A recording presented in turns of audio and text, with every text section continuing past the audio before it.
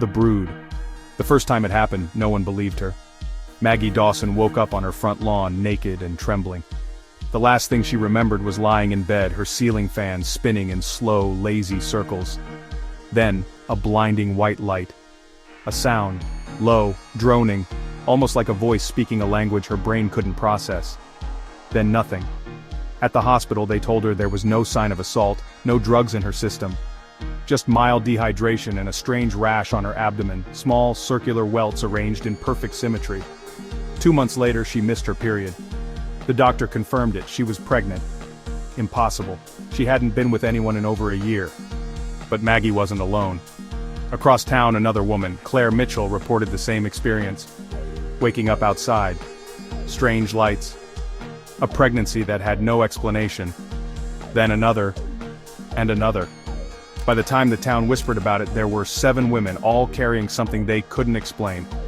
And then, the birth started. Maggie was the first to go into labor. But when the doctors pulled the baby from her womb, the screams weren't hers. They belonged to the nurses, the ones who saw what had come out of her. It wasn't a baby. The thing was small, pale, its flesh slick and translucent. It had no umbilical cord. Its fingers were too long, ending in tiny black claws. And its eyes, large, glossy, and too knowing, snapped open the second it hit the air. It didn't cry. It just watched. The hospital burned Maggie's records, called it a stillbirth. But she knew the truth. They had taken it somewhere. She could feel it. Claire's baby came next. Then the others. None of them human. And worse, the mothers started changing. Maggie woke up one night, her skin burning. The welts on her stomach had opened, revealing small, twitching tendrils beneath the flesh. Her vision blurred. Sounds were louder. Shapes in the darkness moved when they shouldn't. She wasn't alone. She started seeing them, the ones who had taken her. Tall, elongated beings with smooth, reflective skin. They lingered at the edges of her vision, just out of reach. Watching. Waiting. The other mothers felt it too. They whispered about hearing voices, seeing strange symbols in their dreams. Some of them disappeared, their homes left in eerie silence, dinner plates still on the table, beds still warm.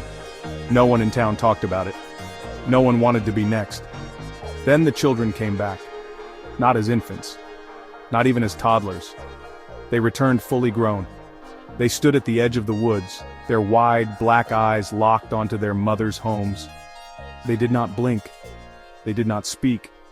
They just waited. Maggie knew what they were waiting for. To take their mothers home.